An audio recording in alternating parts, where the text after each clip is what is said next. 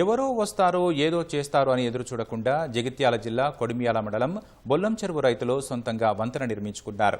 గత 30 సంవత్సరాలుగా వర్షాకాలంలో పంట పొలాల వద్దకు వెళ్లేందుకు కాలువ దాటడం రైతులకు సమస్యగా మారింది. సమస్యను అధికారులు ప్రజా ప్రతినిధుల దృష్టికి తీసుకెళ్లినా పరిష్కారానికి నోచుకోలేదు.